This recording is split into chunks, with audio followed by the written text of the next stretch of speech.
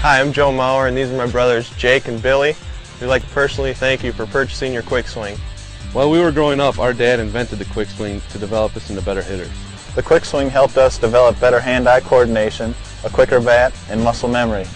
As you can see, it helped us. Hopefully it'll help you. And thanks again, and we hope you enjoy our video.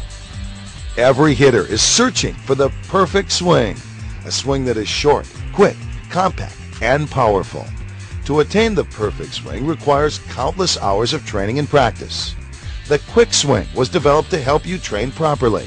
Endorsed by Major League All-Star Paul Molitor and proven by #1 draft choice Joe Maurer, the quick swing is designed to improve bat speed, hand-eye coordination, quick reflexes, and muscle memory.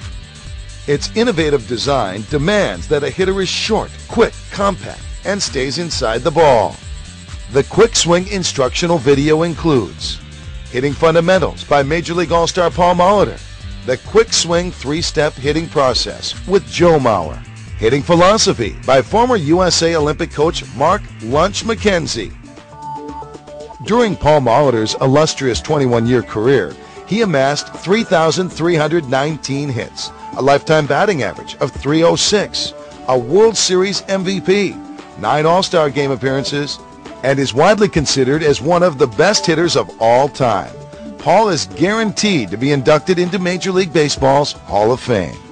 Hey, I'm Paul Molitor, and before we get into the demonstration of the quick swing, I'd like to talk to you about a few of the basic fundamentals of hitting. I'd like to start out today talking to you a little bit about the grip.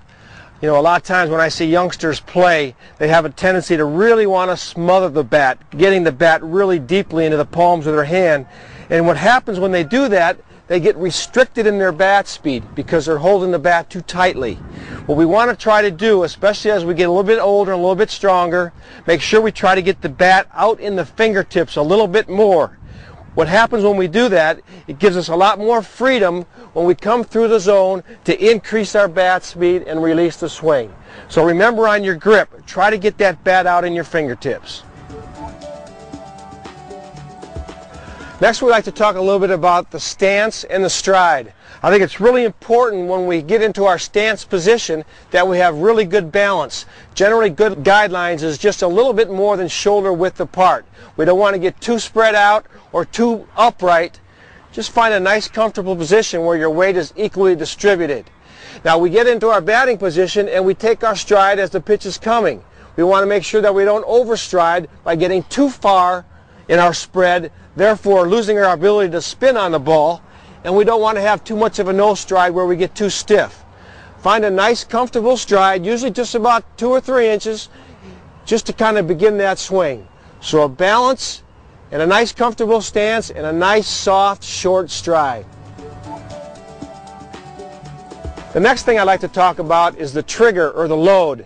And that's the hand movement that we're going to use to get ourselves ready to the firing position before we actually make the swing at the baseball. Once you get into your stance position and your hands come off your shoulders, we like to do something very small, however, to get our bat ready to fire. It might be just a little upright in the bat angle. Some guys like to maybe turn it back a little bit away from the pitcher. Some might take a little bit of a drop. Whatever it is, it should be something small in a very controlled zone. We want to avoid that big drop or the big turn or the big movement. Something nice and quiet. That's what the quick swing is all about. Short, quick movements. Then we get into a firing position and we're ready to attack the baseball. I'd like to talk about the actual swing. Now, we talk about the closest distance between 2 points is a straight line. We want to apply that to our actually swinging at the baseball. Once we get to that loaded, triggered position, we want to fire exactly to that point of contact. We don't want wasted motion on a sweep or coming down with a big hack over the ball. It's a straight line from the barrel of the bat to the contact point. All right? That's how we're going to get the ball the most quickly. What we have to do to ensure that that happens is make sure we get our lower half involved.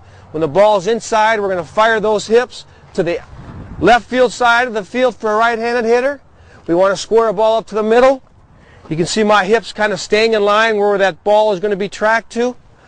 And now when we want to hit the ball in the opposite field, still that short, quick swing, but I'm going to finish with my hips fired out to right field. Okay? Now what I didn't include in that swing is the follow swing. So now I'm going to try to demonstrate how important it is to make sure we follow off that swing, that short compact swing with a good follow through. You'll see it on the inside pitch, opening up to left field, that contact point in the middle, squaring up right up to the pitcher, and now every once in a while I got to take that ball the other way. Again, squared up with a good follow through. Now I can go ahead and start my track around the bases. So there you go. Those are a few of the fundamentals to developing a short, quick, compact swing. I go out there and practice them using the quick swing, and hopefully you'll become a better hitter. While in high school, Joe Mauer hit .605 with only one strikeout in his whole high school career. He is the first player to be named Gatorade USA Today National High School Player of the Year in both baseball and football. In 2001, he was drafted #1 overall by the Minnesota Twins. And in 2003, he was named Minor League Player of the Year by Baseball America. In step 1 of the quick swing hitting process, adjust the end dial so that the opening faces towards the hitter. This will allow you time to see the ball before it drops. Make sure to focus on seeing the ball before you start your swing. Don't guess. Keep your eyes on the ball and concentrate on swinging the bat from the inside. This works on your hand-eye coordination, reflexes, and balance. One of the benefits of the quick swing is that it can be used indoors. This way, inclement weather conditions will not deter you from taking batting practice. In step 2, adjust the end dial to a 45-degree angle. This will increase the speed at which the ball comes out of the quick swing. It will force you to shorten up your swing and swing quickly. If you have a slow, loopy swing, or if you are casting the bat, you will not hit the ball. To increase hand-eye coordination, Joe is training with the rocket rod bat and plastic golf balls. Notice how still Joe's body is throughout his swing. His head and hands have very little movement. This allows him to swing straight to the ball and without a lot of unnecessary movements. Also, notice his incredible balance. His weight is favoring his backside throughout the entire swing. By keeping your weight on your back half, this will better enable you to react to various pitches. The longer you can wait to start your swing, the better chance you have of adjusting to different pitches being thrown at you. Remember, don't cheat. See the ball before you start your swing. For step 3, adjust the end dial to a 90-degree angle pointing straight down to the ground. Step 3 is not recommended until you have mastered steps 1 and 2. This is the ultimate in bat speed. Don't get discouraged if you are not able to hit the ball consistently at stage 3. Try to relax your hands and swing quickly. Make sure to maintain your proper mechanics. If you find yourself lunging or if you are taking bad swings, go back to steps 1 and 2. It's important to note that the quick swing can accommodate any size ball or bat.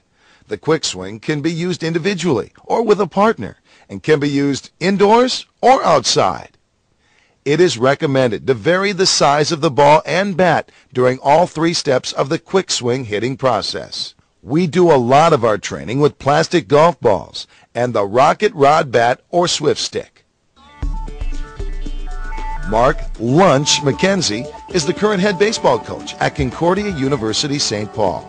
He has been coaching baseball for over 30 years, and he's the former head coach of the world champion USA Baseball Junior Olympic team and was named USA Olympic Development Coach in the year 2001. One of the biggest concerns we have as coaches in the development of a player is as a young person's performing a physical skill, are they doing it right?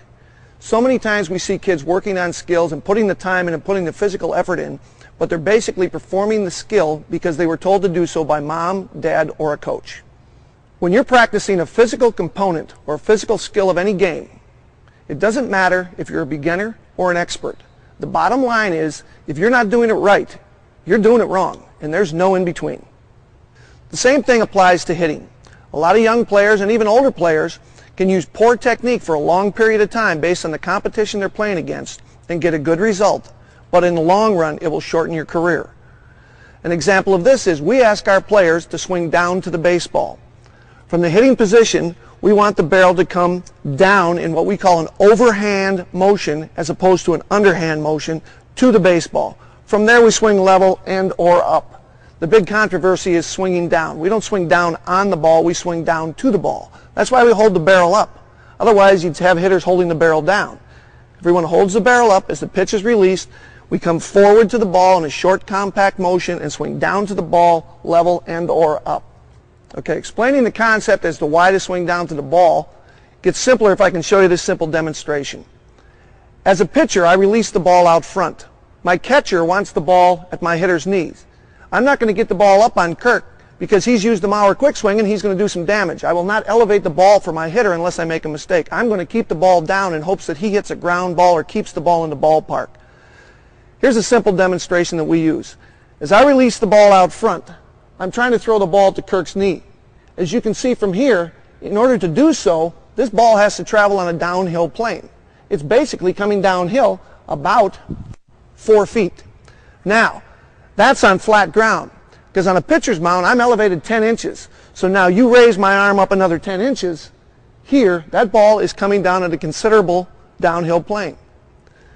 Keep in mind that's my fastball, because my slider, changeup, curveball, breaking ball, split finger, blah, blah, blah. Whatever pitch I have other than my fastball is going to sink more based on the spin, lack of spin, or change of speeds. Over the years in my coaching, in 35 years of coaching at all different levels, I've tried a lot of different devices, a lot of different gimmicks, a lot of different tools, a lot of different drills. Some I love, some I've gone away from. The Mauer quick swing came into my life about 2 years ago, and I used it with my college team. I've used it with my own sons, my own daughter in the backyard. And I've developed what I call my top 10 reasons that I prefer the Mauer quick swing to any other station device. 1, you can use it by yourself or with a partner. Unlike a tee, with the Mauer quick swing, the ball's moving. That's number 2. Number 3, the ball is moving on a downhill plane. 4, you have to wait and see the ball and react. This is why they call it a quick swing. Number 5 is you can use it in any climate. Number 6, you can vary the degree of difficulty by simply adjusting the head or by changing the size of the ball, bat, or stick. As I mentioned earlier, it's portable. It can be easily transported, stored, or hung. Number 8 is it's durable. It doesn't wear out or bend or break like tees. Number 9, this product is endorsed by professionals. And number 10, my players love it. I want to thank the Mauers for introducing me to this device. I want to thank them for allowing me to share it with you. And I want you to remember one thing. If you're not doing it right, you're doing it wrong, and there's no in between.